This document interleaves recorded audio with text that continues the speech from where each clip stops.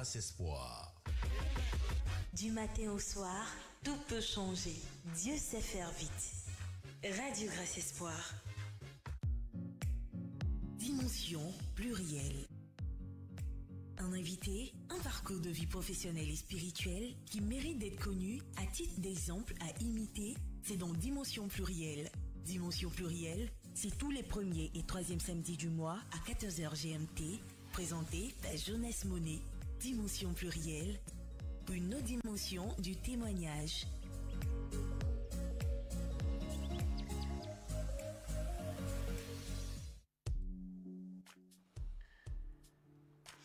Bonsoir à tous, bonsoir à toutes, bienvenue sur Radio Grâce Espoir à l'émission Dimension Plurielle. Dimension Plurielle reçoit aujourd'hui un formateur chevronné, un enseignant, un coach professionnel, fondateur d'un institut. Il est diacre permanent dans l'archidiocèse de Toronto au Canada.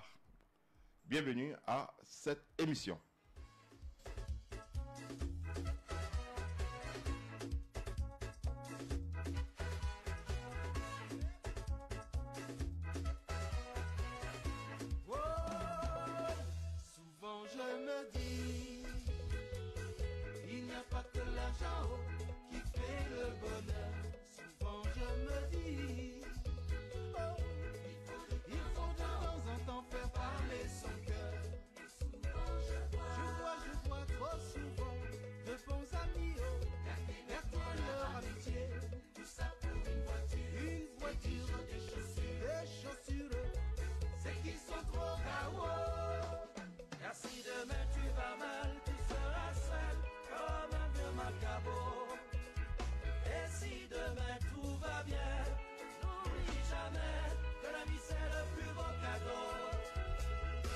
Son cœur en amitié.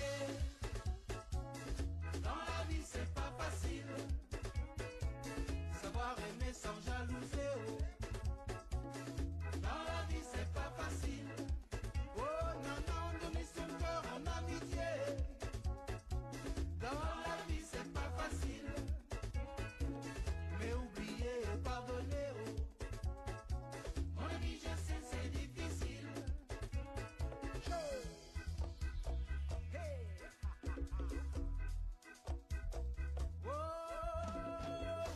Souvent je me dis, les problèmes ne viennent jamais sans aucune raison.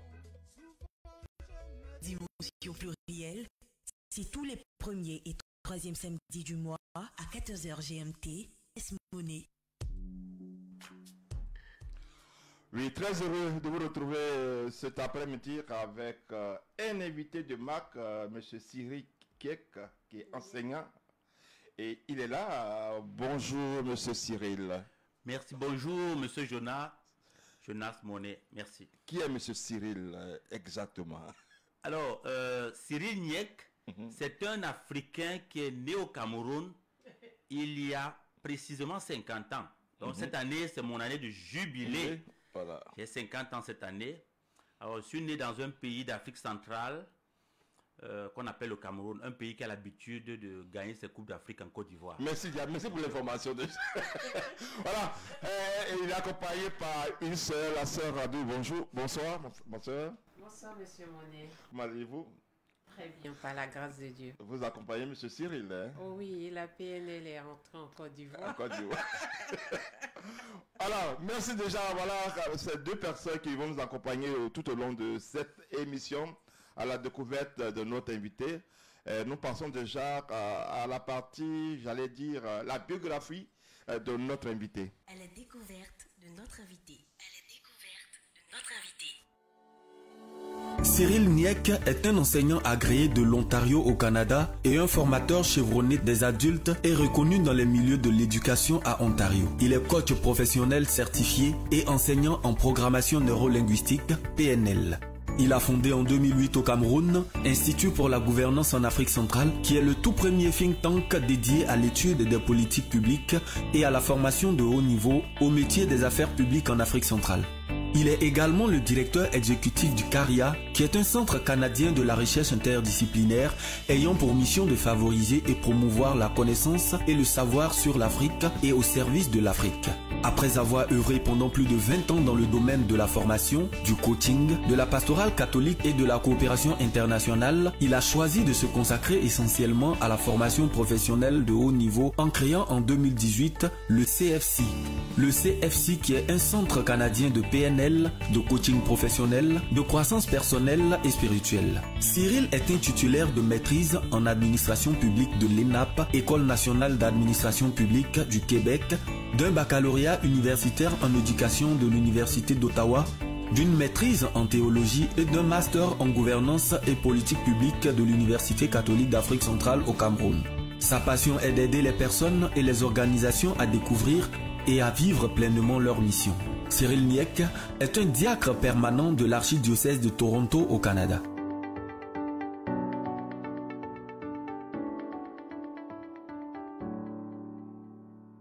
Voilà, nous venons de découvrir notre invité, Monsieur Cyril.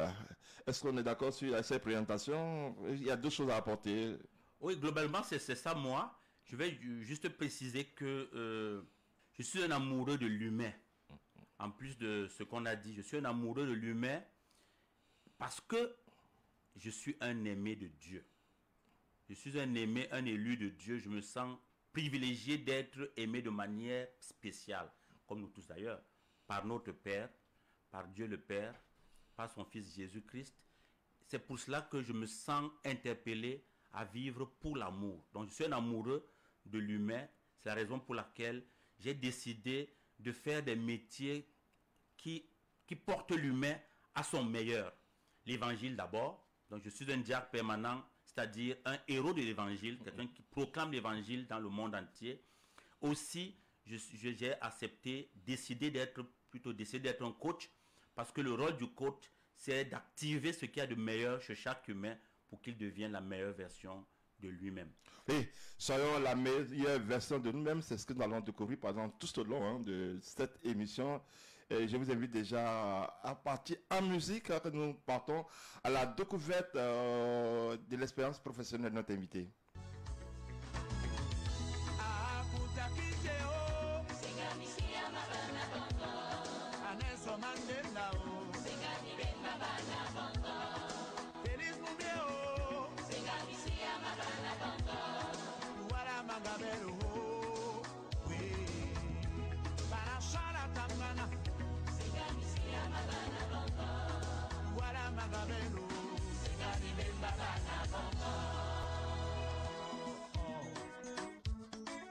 Je suis votre libérateur, je vais mourir pour vous. Quand je regarde l'Afrique, avec tous ces problèmes, je me demandais Africa, mais quel avenir. Quand je regarde l'Afrique, avec tous ces canapés, je me demandais Africa, mais quel avenir, oui.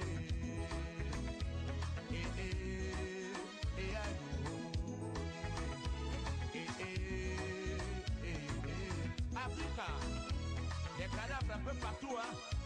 Où est ton avenir? Dis malade de Wendy. Quand je regarde l'Afrique, avec tous ces problèmes, je me demandais Africa, mais quel avenir? Quand je regarde l'Afrique, avec tous ces cadavres, je me demandais Africa, mais quel avenir, oui. On va te bacala Eni baba bena munyenge, baby so Africa oh Congo na Congo Ombate America Eni baba bena musango baby so Africa oh bilana bila Regardez l'Europe, partout là-bas c'est la joie, mais chez nous en Afrique oh la chasse au pouvoir mais chez nous en Afrique oh c'est la dictature. Chez nous en Afrique, oh, la guerre civile. Regardez l'Amérique, partout là-bas c'est la paix. Et chez nous en Afrique, oh, la chasse au bois. Et chez nous en Afrique, oh, c'est la dictature. Chez nous en Afrique, oh, la guerre civile.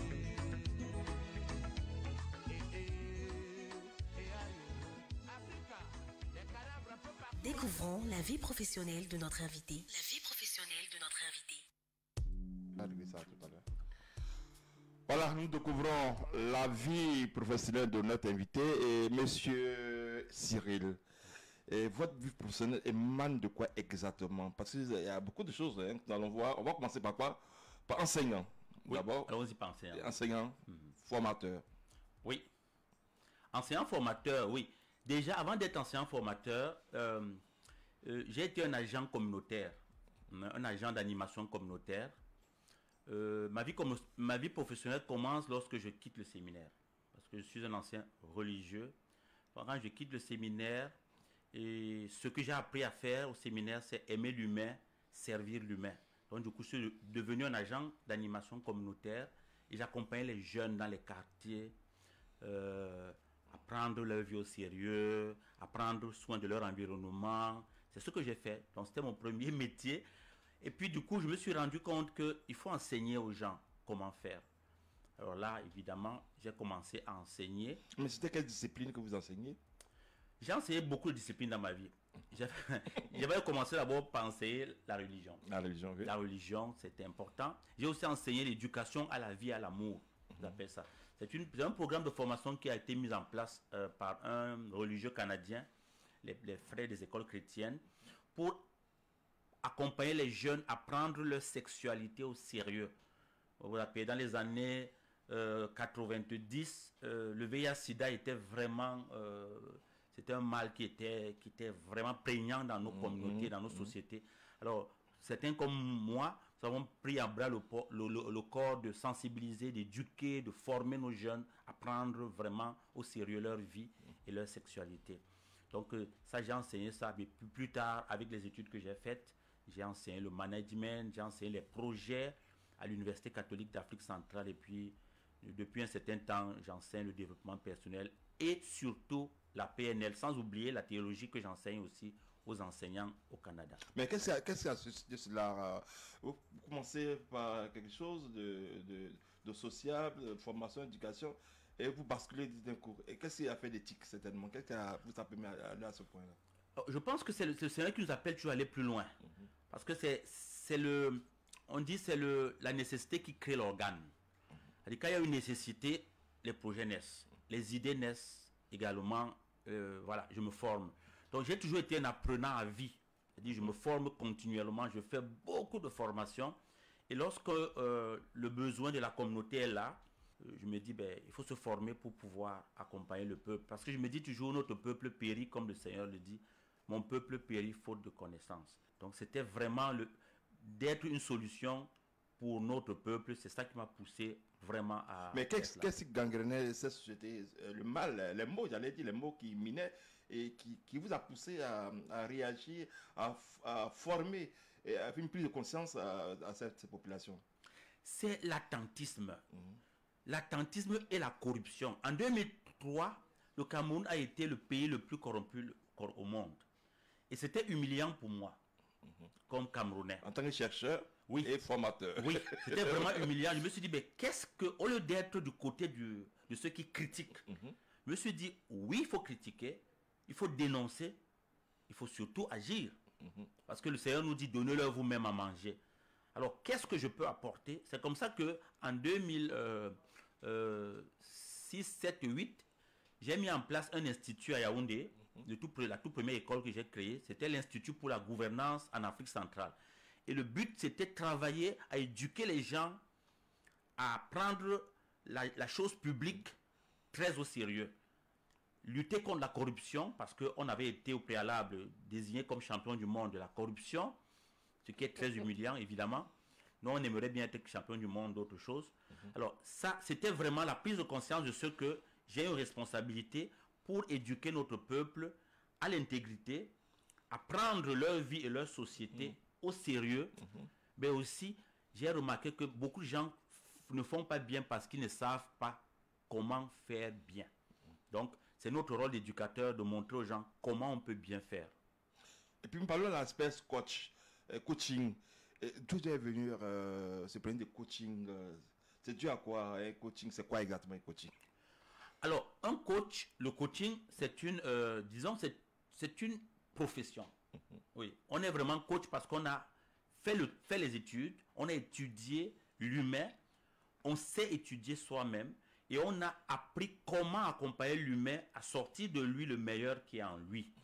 Parce que chaque être humain, le Seigneur a déposé en chacun une sémence de divinité, de bien, de bonté, de sagesse, d'intelligence, tout. Parce que dans notre cœur, le Seigneur lui-même y vit. Donc, alors, le coach, c'est celui qui est comme un accoucheur, qui te permet d'accoucher ce que tu as déjà. Ou alors, il est comme celui qui allume l'interrupteur. Ce n'est pas l'interrupteur qui est la lumière, mais l'interrupteur actionne la lumière. Donc, le rôle du coach, c'est d'actionner à travers un accompagnement bienveillant, à travers les questions puissantes, à travers une présence parlante et rassurante aux côtés de son client, de l'amener à sortir le meilleur de lui-même et à atteindre ses objectifs, à adresser ses problématiques et finalement à devenir la meilleure version de lui-même. Est-ce que vous ne direz pas révélateur ou manipulateur? Ah, on nous dit souvent ça. Mais il y a coach et coach. Nous sommes des coachs d'impact. Nous ne sommes pas des bavardeurs ou des bavards ou des gens qui donnent les leçons. Parce que comme coach, je ne donne jamais de leçons à quelqu'un. Celui qui vient vers moi, c'est un peu comme Socrate. Vous connaissez la maïotique socratique. Socrate ne disait pas quoi faire. C'est toi-même qui vas faire ce que tu as à faire. Il te pose juste des questions. Ouais. Comme ce matin dans l'évangile, le monsieur qui crie « Oh Jésus, fils de David, aie pitié de moi !» Jésus entend, il dit « Qu'est-ce que tu veux que je fasse pour toi ?» Il dit « Maître, que je retrouve la vue. » Donc c'est ce que le coach fait. Il te dit « Qu'est-ce que tu veux pour ta vie ?» Ta vie. Parce que chaque personne est expert de sa vie. Personne n'est expert de la vie de quelqu'un d'autre. Alors le coach ne peut pas avoir la prétention de tout savoir pour dire aux gens quoi faire. Est-ce que le coach n'est pas un révélateur en ce sens-là? Il est un révélateur de quelque chose. Quelque chose qui est en soi. En soi. C'est ça le mot même. Il est révélateur. Il est révélateur. Il est mieux encore, il est catalyseur. Il est un catalyseur de quelque chose. On n'est pas d'accord sur le mot manipulateur. Pourquoi? En fait, un coach professionnel ne peut pas être manipulateur parce que le coaching est basé sur la bienveillance, sur le respect inconditionnel de quelqu'un. Alors, si je vous respecte, je ne peux pas vous manipuler. Parce que je respecte ce que vous êtes. Je respecte votre histoire et votre trajectoire. Mon rôle, c'est de vous accompagner jusqu'où vous voulez aller. Le coach est comme un taximan. Le taximan ne sait pas où j'habite. Le taximan n'est pas propriétaire de ma maison. Le taximan me conduit chez moi. C'est moi qui lui dis où se trouve ma maison. C'est moi qui sais où je vais aller. Et il m'accompagne où je veux aller. Je peux décider de m'arrêter en chemin. Je lui dis dépose-moi devant la boulangerie. Il ne va pas me dire non, tu dois aller chez toi. Ce n'est pas lui qui me dit où je dois aller. Donc c'est ça. Le coach ne dit pas au client ce qu'il doit faire, où il doit aller faire. Il accompagne. Dans la douceur, dans la flexibilité. Est-ce qu'on ne pourrait pas dire qu'il est confident dans ce cas? Il est un grand confident parce que ce que moi j'entends dans mes séances de coaching, c'est extraordinaire. Parce que nous coachons tout le monde. Des enfants jusqu'au chef d'État. Si jamais. J'aimerais d'ailleurs être le coach des chefs d'État et des ministres parce que je pense que... mais généralement, vous coachez, qu'est-ce que la personne vous coachez réellement? De toute tendance? Alors, moi, je suis spécialisé en coaching des dirigeants. Oui, parce que j'estime que les dirigeants... Pourquoi ce choix-là? Oui, ce choix, c'est un choix. Au début, j'avais commencé comme coach scolaire. Je coachais les enfants. J'ai compris que si on veut impacter vraiment sur notre société, il faut être aux côtés de ceux qui ont la décision. C'est eux, parce que la décision que le président de cette radio va prendre va impacter toute la radio. Alors, mieux vaut agir là-bas chez lui. La décision qu'un chef de famille prend impacte sa famille. Il faut agir au niveau des chefs de famille, c'est un manager. Donc, le choix, c'est un choix stratégique. C'est aussi parce que les dirigeants sont les personnes souvent abandonnées. Vous voyez, ils s'occupent de tout le monde, mais qui s'occupe d'eux? Non, maman, moi je vois ma mère, ma mère, elle mangeait toujours la dernière. Quand la nourriture n'était pas suffisante, nous on mangeait, ne mangeait pas. Est-ce que vous n'êtes pas un souffleur dans ce sens-là? Un souffleur? Non, on n'est pas un souffleur parce que nous ne disons pas aux dirigeants quoi faire. Nous amenons le dirigeant qui va atteindre son objectif, nous l'accompagnons pour qu'il atteigne l'objectif de manière écologique. C'est-à-dire en tenant compte de toutes les conséquences possibles, en tenant compte aussi de lui-même, parce qu'il faut qu'il soit heureux avec la décision qu'il va prendre. Il faudrait que les autres soient heureux avec la décision. Nous travaillons dans la bienveillance. Et ça fait toute la différence. Parce que lorsqu'on est bienveillant, c'est-à-dire on veille à notre bien, on veille au bien des autres, les décisions qu'on prend ne peuvent être que des décisions qui sont pour le bien. Ok, vous avez une passion pour aider les personnes et les organisations, c'est ce que nous faites découvrir. Mais aujourd'hui, peut savoir vos parcours, est-ce qu'on peut savoir ce qui a été fait, vos acquis, j'allais dire. Oui, merci beaucoup. Je dis toujours avec grande fierté que mon premier et l'un des plus grands, une des plus grandes satisfactions, c'est d'avoir créé à l'âge de une trentaine d'années l'Institut pour la gouvernance en Afrique centrale, qui était un institut universitaire, qui était un think tank. Je n'étais pas moi-même diplômé de sciences politiques, mais j'ai créé un institut qui formait les gens en sciences politiques jusqu'au niveau du master. C'est-à-dire j'étais un jeune trentenaire et j'ai eu l'audace, parce que là où j'ai compris qu'on peut tout obtenir de la vie lorsqu'on y croit. Parce que je parcourais le monde sans moyens, à la recherche de partenaires, et j'ai eu beaucoup de partenaires qui nous ont accompagnés à la mise en place de ce projet. On a d'ailleurs construit les bâtiments à Yaoundé. C'est pour moi une grande satisfaction, une grande fierté. Et l'autre fierté aussi sur le plan professionnel, c'est ce qu'on est en train de vivre en Afrique avec le CFCI, le Centre de formation et de coopération internationale. Parce que dès qu'on a créé le CFCI, ma vision était claire. C'est une école canadienne pour l'Afrique. Il n'y en a jamais eu comme ça. C'est-à-dire une école qui est basée au Canada et qui est pour l'Afrique. Parce que je me suis dit, nous sommes privilégiés. Moi, je suis un privilégié de la vie, comme je disais tout à l'heure. Alors, au lieu d'être ceux qui disent que ça ne marche pas en Afrique, chaque jour, parce qu'en Occident où nous vivons, les gens passent leur temps à critiquer. On ne fait pas ça, l'Afrique est derrière, nos dirigeants sont ceci, les parents ne font pas cela, les écoles ne sont pas bonnes, les universités, les hôpitaux. Moi, je dis, on ne peut pas se contenter de faire ça, on n'est plus des gamins. Qu'est-ce qu'on veut faire aujourd'hui qu'est-ce qu'on peut faire aujourd'hui? Ayant eu l'expérience qu'on a eue partout en Afrique et en Europe et en Occident et en Amérique du Nord, comme c'est mon cas, je me suis dit, cette école va apporter quelque chose en Afrique et va travailler avec les Africains d'Afrique et de ces diasporas pour mettre un pont entre nous, de telle sorte que ça soit, si vous voulez, une sorte de fédération des Africains qui veulent le bien pour leur peuple. Mais quelle est la valeur ajoutée à ce que vous dites? Quelle est la valeur réelle ajoutée pour l'Africain que vous défendez tant? La valeur ajoutée, c'est qu'aujourd'hui, un Africain qui se forme en programmation neurolinguistique est capable de transformer sa vie et de son environnement. Parce que je sais comment on fait pour réussir. Ok, la transition est tellement bien faite. À quoi sert le PNL réellement pour un standard, pour une personne standard oui. qui ne sait pas grand chose? Oui. Comment on peut concevoir le PNL? C'est quoi exactement? Oui. La PNL, c'est une approche, la programmation neurolinguistique, c'est une approche comportementale, c'est une approche de gestion, c'est une approche de leadership qui te dit que tu peux, si tu le veux, déconstruire, désinstaller les programmes qui ont été installés en toi et qui font qu'aujourd'hui, dans ta vie, il y a des choses qui ne marchent pas. Mais Cyril, on va aller doucement. Oui. Programmation, vous faites allusion à quoi? Quand vous dites programmation, c'est quoi? C'est une excellente question, Jonas. Tu es le meilleur. La programmation, c'est dit que nous sommes tous programmés. Dès le ventre de notre maman, nous sommes tous programmés pour parler. Mais vous parlez comme un Ivoirien, vous ne mettez pas les articles parce que vous êtes programmé. Moi, je mets les articles. J'ai été programmé pour mettre les articles. J'ai mon accent camerounais, je suis programmé. Je commence mes réunions, ma journée par la prière parce que j'ai été programmé pour faire comme ça. Je suis un peu agité parce que j'ai été programmé. Je suis fougueux, j'ai été programmé. Je suis parfois jaloux parce que j'ai été programmé comme ça. Alors, les programmations nous accompagnent dans tout ce que nous faisons. Et on a été programmé de manière consciente ou inconsciente par ce qu'on nous a dit à la maison. Par ce qu'on a fait et que nous avons vu nos parents faire. Parce qu'on a tendance à reproduire ce qu'on a vécu. Moi, je me comporte comme mon père, comme ma mère, comme mes frères. Vous voulez dire que tout ce que nous faisons, c'est tout le temps programmé? Nous sommes programmés. Alors, ces programmations, la bonne nouvelle, c'est que il a dedans, il y a du bon et du moins bon.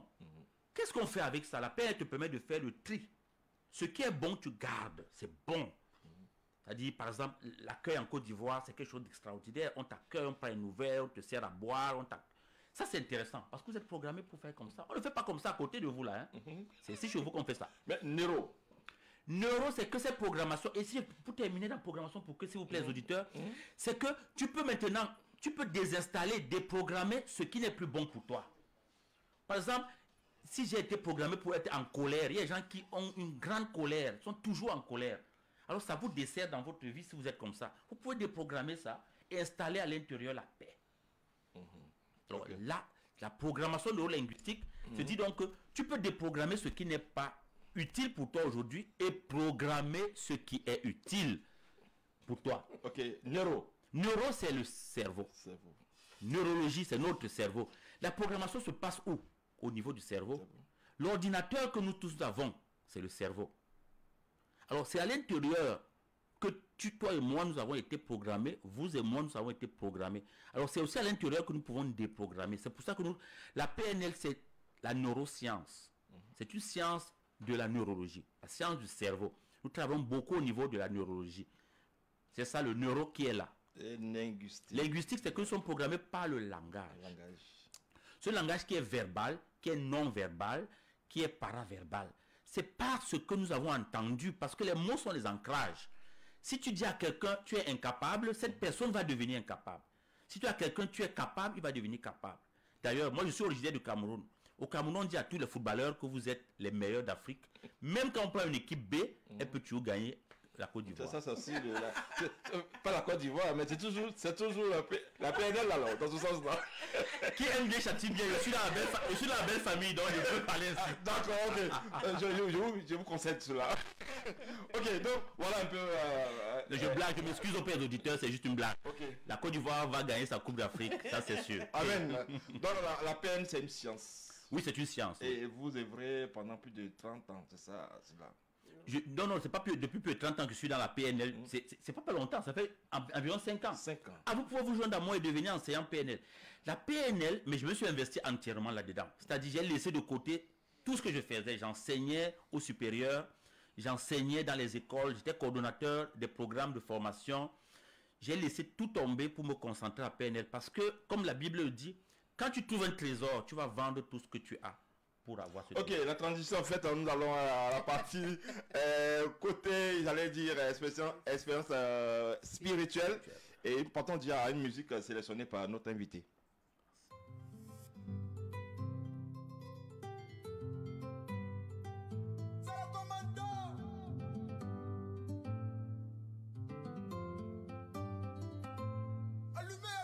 Dieu pile pas photo, il pile pas photo. Dieu pile pas photo, il pile pas photo. Il donne l'eau, il donne banane, mais il pile pas photo. Il donne bois, manioc, mais il pile pas photo. Chacun doit faire son goût. Chacun doit faire son goût. Chacun doit faire son goût, chacun doit faire son goût, chacun doit piler son photo. Dieu ne donne pas chaise, mais il donne âme. Dieu peut te montrer une sœur si tu veux femme. Mais c'est la partie où il n'a qu'à la draguer pour te donner là. Tu vas comprendre que Dieu donne gaz, mais il met Paris au feu. C'est vrai, papa, nous, béni, on essaie d'aider.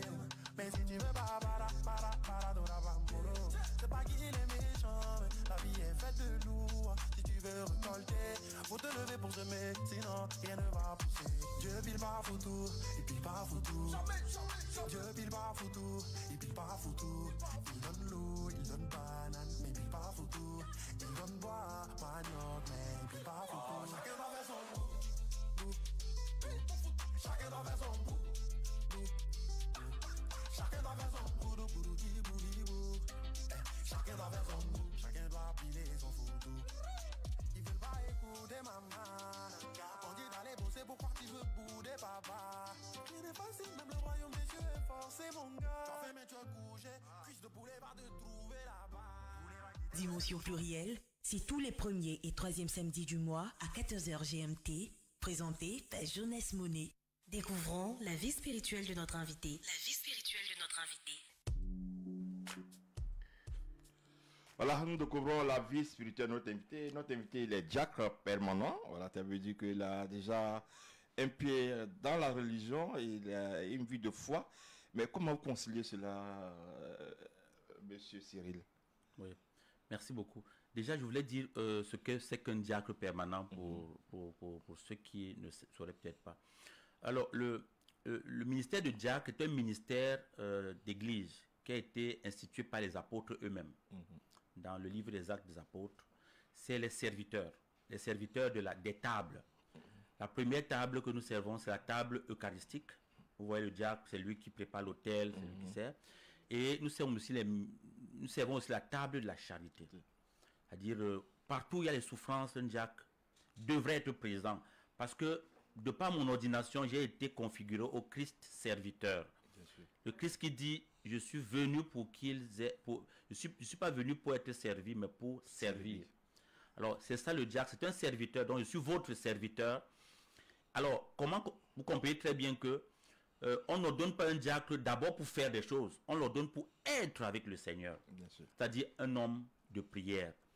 C'est ça. Et à mon ordination, j'ai pris l'engagement de prier tous les jours pour l'Église, pour l'humanité et pour tous les humains. C'est ce que je fais tous les jours. Dans ma vie spirituelle, c'est une vie de prière, une vie d'engagement au service de l'Église, au service du Seigneur et au service des humains. Parce que je relie chaque humain que je vois le visage du Seigneur. Ici, c'est des diacres permanents. Et la permanence, en quoi cela consiste réellement? La permanence, c'est que je n'ai pas l'ambition d'être ordonné prêtre après. Parce qu'il y a les diacres de transition. On les ordonne diacres 1 an avant leur ordination sacerdotale. Parfois, c'est 6 mois. Donc, même si il y a certains diacres qui pourraient être ordonnés prêtres, parce que si je dois être ordonné prêtre, on me donne. Sauf que ce n'est pas mon choix.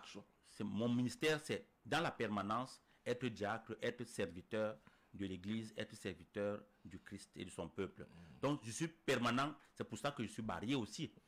Je suis un ministre ordonné, marié. Nous sommes d'ailleurs les seuls ministres ordonnés, mariés dans l'Église catholique, qu'on ordonne déjà étant mariés d'ailleurs.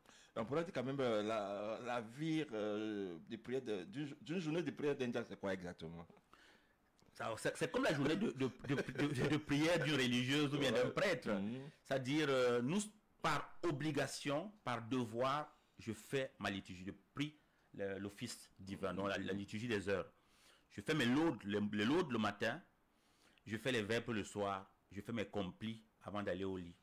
Et puis, également, autant que possible, je prends part à l'Eucharistie.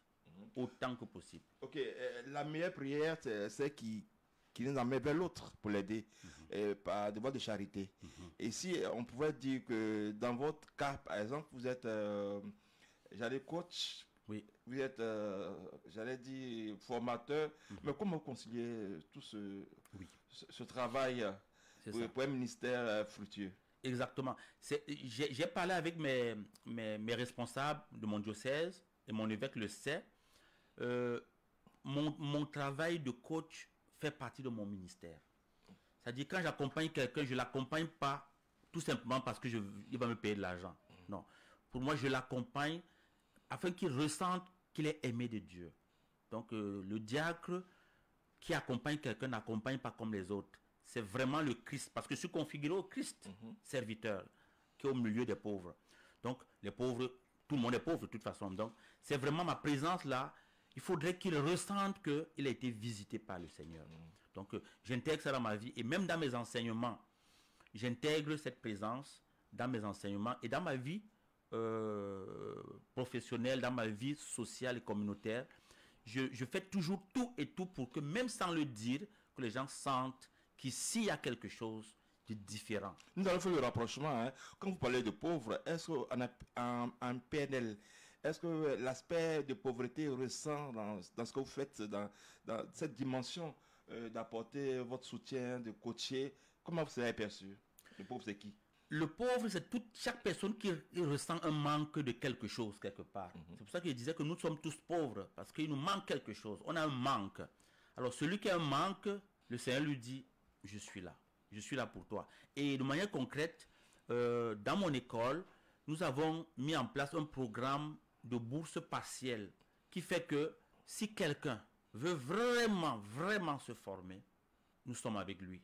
Il va payer quelque chose, c'est sûr. Seulement, il peut aussi bénéficier de bourse. Ça, nous le faisons. En plus, nous donnons beaucoup plus que la formation. Par exemple, dans mon école, quand tu as fait la formation une fois, tu peux la refaire tout le temps que tu veux. Et tu peux revenir chaque fois refaire la formation pour parfaire ta formation.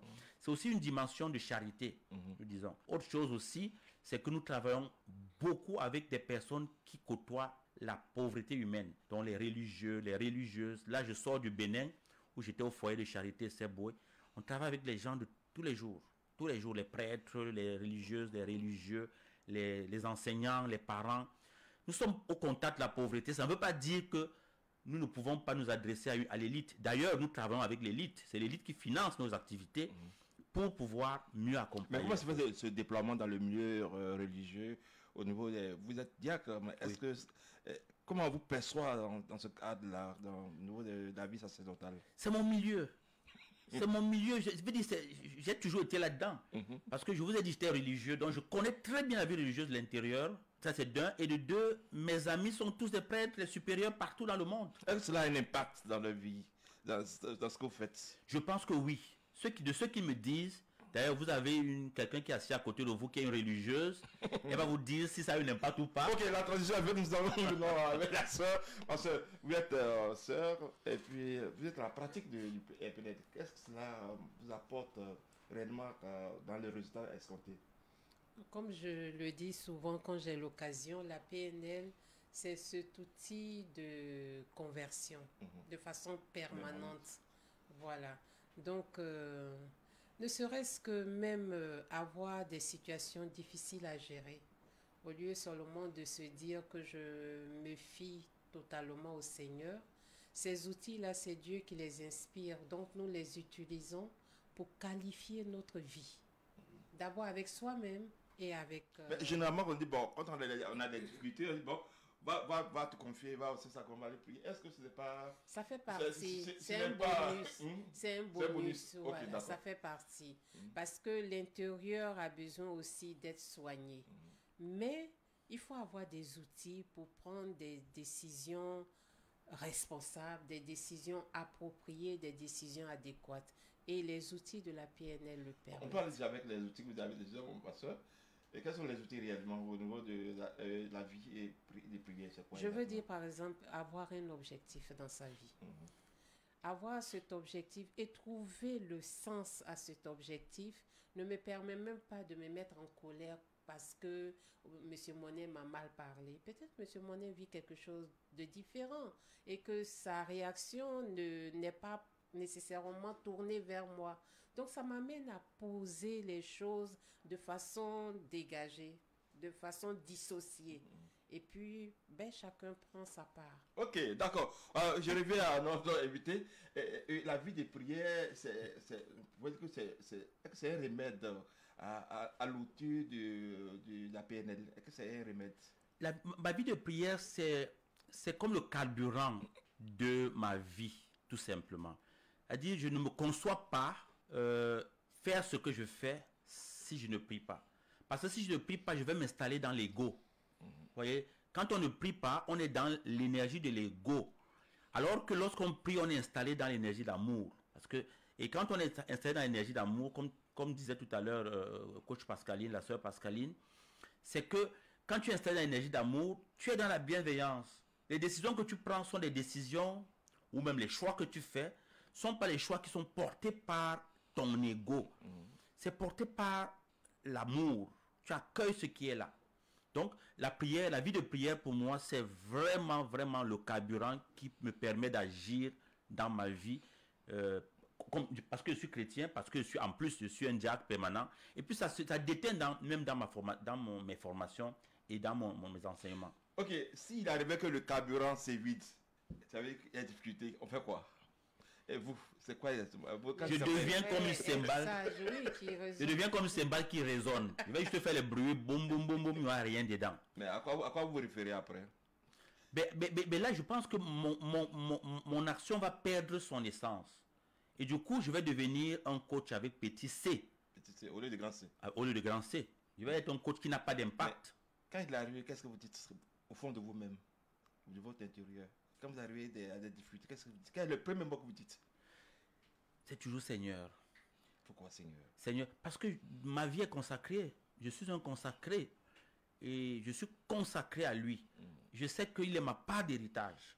Donc, je sais que je rencontre des difficultés dans ma vie, des grandes difficultés, des grosses déceptions. Seulement ces déceptions ne me découragent jamais parce que je sais pour qui je travaille. Je ne travaille pas pour un humain. D'ailleurs, mon nom de religieux, c'est Saint-Paul. Hein? Saint-Paul. Cyril de Saint-Paul. Paul. Je n'ai pas été choisi par un humain, ni par l'intermédiaire d'un humain. C'est le Seigneur qui m'a choisi à son service et l'Église m'a consacré. Ok, nous sommes arrivés à la fin de cette deuxième étape. Qu'est-ce que vous n'avez pas encore dit concernant vos vies spirituelles? On veut entendre encore quelque chose de... Oui, concernant ma vie spirituelle, c'est que la PNL me permet aussi de mieux vivre ma vie spirituelle. Par exemple, les exercices de méditation. Parce que vous savez, nous comme chrétiens, nous faisons de la méditation, de l'oraison. Devant notre Seigneur, devant le Saint-Sacrement. Il peut arriver que je sois distrait. Avec les outils de PNL, je sais comment me connecter pour être présent au moment présent. On voudrait avoir les outils. Les outils, c'est quoi exactement? Venez à la formation qui aura lieu le 28 au 30 On peut novembre. demander un peu quand même, M. Cyril. Oui, bon, je vais donner quelques outils, oui. Voilà. J'ai pas tout à l'heure de la connexion à soi. Donc, même quand vous voulez maîtriser vos émotions, vous connecter à vous-même, ça vous permet de ne pas vous disperser vos énergies. Vous êtes connecté à vous-même. C'est une concentration? La concentration, la méditation, maîtriser sa respiration. Je pense que quelques outils. Mais comment la respiration peut intervenir dans ce cas-là? Il y a beaucoup la respiration. On ne la bloque pas, tout simplement, on est conscient. Parce que là où vous êtes là maintenant, parmi ceux qui m'écoutent, il y en a qui ne sont pas conscients qu'ils respirent. Comment ça? Ils ne sont pas conscients, c'est-à-dire ils respirent, ils ne sont pas conscients. Il y en a qui ne sont même pas conscients qu'ils sont en train de respirer. L'air entre, il respire parce qu'il est inconscient. Mais la PNL nous permet d'être conscients de ce que nous sommes en vie, de ce que nous sommes présents ici. C'est quand tu es conscient de ce que tu es ici et maintenant que tu peux avoir un impact sur l'ici et maintenant. Si on disait par exemple la prière était une respiration, qu'en dites-vous? Je dirais oui. La prière pour le croyant, c'est une respiration parce que l'oxygène, la force qui nous porte à l'action nous vient de Dieu. Ok, merci déjà. Merci. Moi qui vous remercie. Ok, nous allons à la troisième étape. Nous invitons déjà à la troisième session musicale et nous allons vers la troisième expérience familiale et sociale.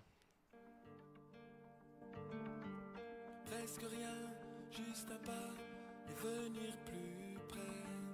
D'autres liens, d'autres voies, au moins essayer. L'étincelle qu'on reçoit d'un premier regard. L'étincelle vient de toi, s'envole au hasard et peut tout changer.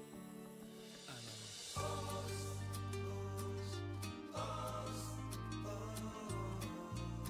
redonne à ta vie sa vraie valeur.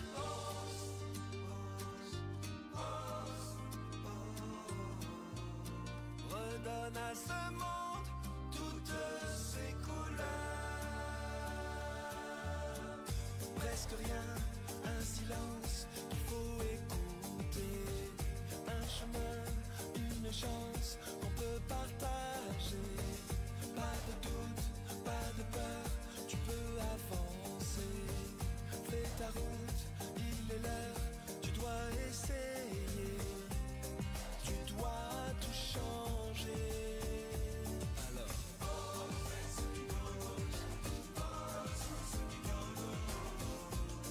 redonne à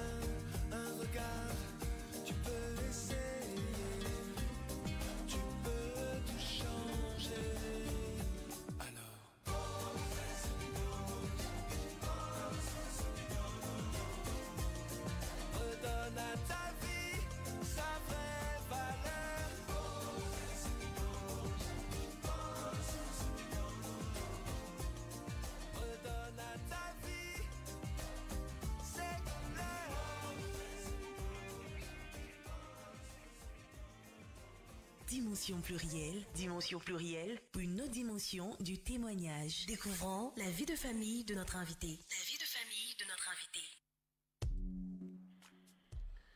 Voilà, vous êtes à l'émission Dimension plurielle.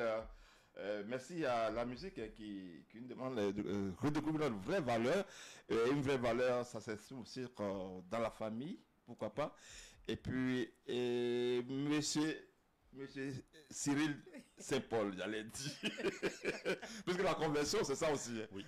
Et la vie des familles, Oui. comment la PNL peut s'exercer dans la vie des familles. Oui, d'accord. Déjà, j'expérimente une vie de famille. Hein. Bien que je sois ministre ordonné de l'Église, j'ai une vie de famille. J'ai une épouse et j'ai 3 enfants. Et la PNL, 3 enfants 3 enfants. Oui. Majeurs déjà Ils sont tous mineurs. Mineurs. Donc, l'aîné veut venir ici à 16 ans. Elle a d'accord. 16 ans, oui. Elle a 16 ans. Et puis les autres, c'est 14 et 12 ans. Donc, la PNL a été, dans mon expérience personnelle, a été un instrument puissant dans la communication avec mon épouse. Vous voyez, la plupart des problèmes qu'on a en couple, c'est lié à la communication. C'est-à-dire, on veut la même chose, mais on ne dit pas la même chose. Et avec la PNL, j'ai compris que tu peux être auditif, tu peux être visuel, tu peux être kinesthésique. Je prends un exemple. Je dis quelque chose à mon épouse, elle est en train de travailler sur son ordinateur, elle ne me regarde pas. Ça me met mal à l'aise. Je dis, mais je te parle, tu regardes moi, elle dit, mais j'ai entendu ce que tu as dit. Et les problèmes commencent. Tout simplement parce qu'elle a besoin d'entendre, ça suffit. Moi, j'ai besoin qu'on me regarde. Vous voyez, et ça peut créer un problème. Pourtant, c'est banal. Et c'est souvent ça. Donc, la PNL te dit, attention, nous sommes différents. Si tu veux bien communiquer avec quelqu'un, il faut savoir quel est son mode de perception de la réalité.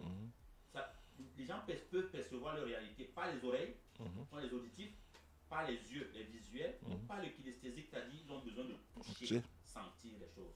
Donc ça va aider.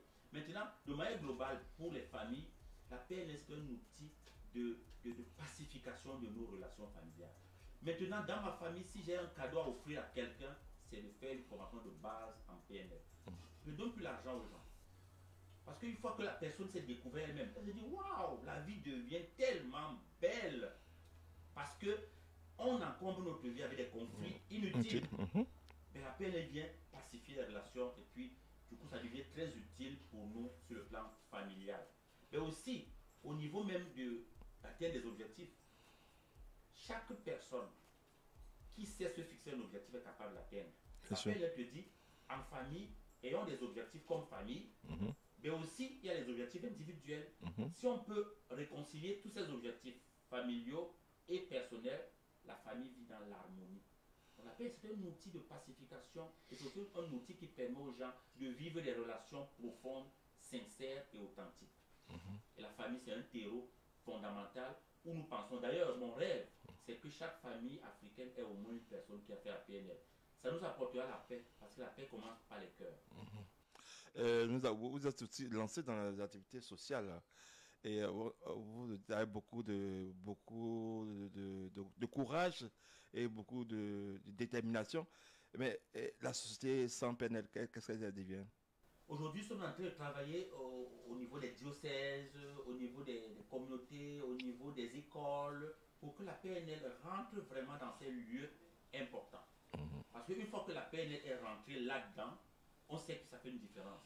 Alors, sans la PNL, la société fonctionne, sauf que il y a quelque chose qui manque. On ne sait pas que ça manque parce qu'on ne sait pas que cette chose existe. Nous sommes donc des messagers de la PNL. Et ici en Côte d'Ivoire, nous avons des gens qui sont engagés dans la PNL. Et je voudrais ici remercier le cardinal Jean-Pierre Coutois, qui a accepté d'être le parrain du premier salon international de la PNL du coaching qui s'est tenu ici à Abidjan en début d'année. Nous étions ici à Abidjan. Et puis là, je remercie aussi Monseigneur Joseph Aka qui nous a fait l'amitié de nous recevoir hier et de nous ouvrir également les portes de son diocèse. Je remercie les autres évêques que nous allons rencontrer et les supérieurs généraux ici. Je voudrais remercier Mère Christiane Baka. Christiane Baka, la supérieure générale de la Congrégation Notre-Dame de la Paix. Et les autres également qui sont là. qui nous accompagnent. Je pense à la sœur Éléonore Chaud et les autres.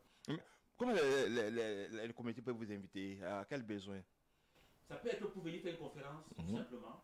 Ça peut être pour venir former les religieuses. Ça peut être pour coacher les supérieurs de communauté ou bien les supérieurs ou bien les membres de leur communauté. Ça peut être pour venir faire un entretien, parler avec eux. Ça peut être pour les accompagner dans un projet de formation ou bien de développement de leur organisation. Ça peut être pour accompagner le plan stratégique, la mise en place du plan stratégique d'un diocèse. Ça peut être... Ouf, il y a tellement de choses à faire. On n'a pas eu le temps de vous dérouler vraiment tout ce que la PNL peut apporter. Je vous dis, c'est une approche de transformation personnelle, organisationnelle et sociétale parmi les plus puissantes qui existent au monde. Pour être dit que la PNL est un moyen d'évangélisation ou de conversion? C'est vraiment un moyen, un des moyens, un outil, je dirais, un outil d'évangélisation, de conversion très puissant. En tout cas, moi, je m'en sers et grâce à la PNL, je me rapproche davantage de l'évangile de Jésus et du message authentique de Jésus qui est celui de l'amour. Ok, merci monsieur Cyril Saint-Paul. Voilà. Voilà, nous sommes pratiquement arrivés à la fin de... Qu'est-ce qu'on retient dans tout ce que vous avez dit sur le domaine de la PNL en quelques minutes? Alors, ce que je voulais dire comme mot de fin à retenir, c'est que nous ne sommes pas condamnés, même si nous sommes programmés. Programmés ne veut pas dire nous sommes condamnés.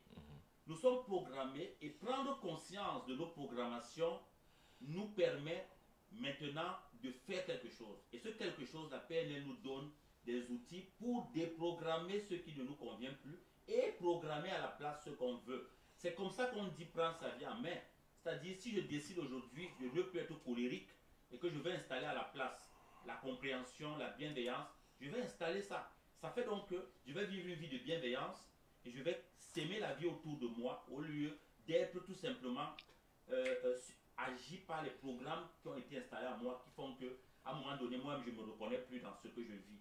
Donc, la PNL, c'est cet outil-là. C'est aussi un outil qui nous permet d'aller vers le Seigneur en étant nous-mêmes, heureux d'être nous-mêmes. C'est un outil qui travaille sur le bonheur humain. Parce que Jésus nous dit dans Jean 10, chapitre 10, « Je suis venu pour qu'ils aient la vie en abondance. » Et pour avoir cette vie en abondance, il est important d'utiliser aussi les outils des sciences humaines. C'est Dieu qui a donné l'intelligence à l'humain pour vivre une vie. Donc, utiliser les outils des sciences humaines comme la PNL, qui est de la neuroscience, les outils des sciences humaines pour mieux vivre ici sur cette terre et préparer la vraie vie qui est la vie éternelle qui nous attend tous. Vous êtes d'avis quand on dit, par exemple, la PNL est un instrument décolonisateur de mentalité. Décolonisateur de mentalité. Ah oui, ça c'est justement la décolonisation de mentalité. Une fois qu'on a désinstallé ce qui nous empêchait, on se décolonise. La décolonisation des mentalités, parce que nos mentalités ont été colonisées par les programmes. Les programmes qui ont été envahis par, dans notre éducation, dans l'enfance, etc. Une fois qu'on a le pouvoir de retirer ces programmes, c'est la décolonisation, c'est un outil de décolonisation et ça devient finalement un outil de décolonisation des mentalités et de libération humaine, d'épanouissement humain. Et on sait que quand un humain s'épanouit, deux humains s'épanouissent, la société va s'épanouir. Et on va être une société en joie qui va s'enjailler dans le Seigneur. Amen, on s'enjaille dans le... Merci, le mot est prêté. Mais certainement, avec la somme, nous allons parler de... Il y a une activité qui se prépare. Et on peut avoir déjà rapidement les différentes dates pour les activités. Oui, il y aura une formation de base technicien en PNL du 28 au 30 novembre prochain au pavillon Nénia, aux Deux Plateaux, 7e tranche. Et si les personnes veulent, et ce n'est même pas ici, il faut qu'elles s'inscrivent pour venir au 07 08 458 457 et au 07 57 36 01 72. On va reprendre doucement pour nos auditeurs. 07 08 458 457 07 57 01 36 72. Comment s'inscrire? Est-ce qu'il y a une plateforme qui existe déjà? Non, déjà vous appelez à ces numéros et vous êtes automatiquement inscrit. Ok. Merci ma soeur pour la précision. Je pense qu'il y a beaucoup d'inscrits déjà. Oui, on a une trentaine d'inscrits, mais ce n'est pas circoncis. Oui. Donc, les personnes peuvent continuer à s'inscrire. Qui peut venir? Tout le monde peut venir. Comme disait Coach Cyril, quelqu'un qui a un objectif dans sa vie s'inscrit et vient. Ok. Merci, ma soeur. Le temps de permettre... C'est payant? Bien sûr, c'est payant. Oui, c'est payant, 150 000 francs. Et c'est vraiment donné. Parce que si vous allez sur les sites de formation en PNL, la formation de base technicien coûte au moins 650 000 francs. Et là, comme coach Cyril, c'est un visionnaire et qu'il veut que la PNL fasse son entrée dans tous les foyers, il dit, ben, donnez-leur à ce montant-là. Ok. Merci. Le temps que nous, la technique, une musique pour permettre à nos invités d'émerger déjà dans nos livres d'or. Marquer le passage sur nos antennes pour dire qu'ils étaient là pour aider le peuple de Dieu à s'épanouir, comme le dit Coach, à s'enjailler. Mais avec lui, nous allons repartir en musique et nous revenons avec notre invité.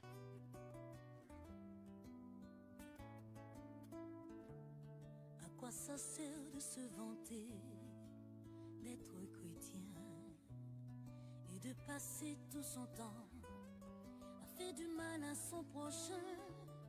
À quoi ça sert de se vanter d'être chrétien si tu ne te repens pas pour devenir quelqu'un de bien? Tu crois que les autres sont mauvais tandis que toi tu es parfait. Regarde un peu comment tu vis, tu n'as pas raison. Jugé pour une différence de confession, d'appartenance, c'est le même Dieu que nous prions. Tu n'as pas raison.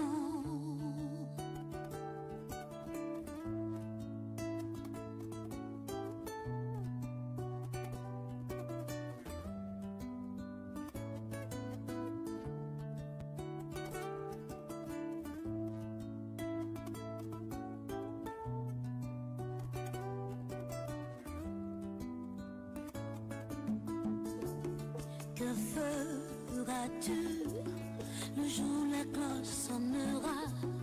Que diras-tu le jour où il t'appellera?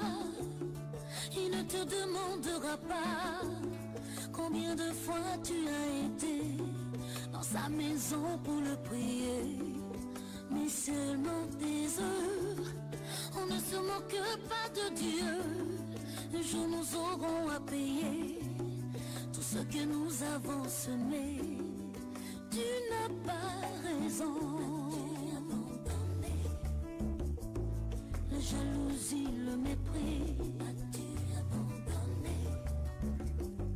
La trahison, le mensonge, abandonné. La cupidité, la vanité, as-tu abandonné? L'impudicité, l'adultère, qu'as-tu fait pour lui? Qu'as-tu fait pour eux? Qu'as-tu fait pour toi? Pour hériter le salut? Qu'as-tu fait pour lui? Qu'as-tu fait pour eux?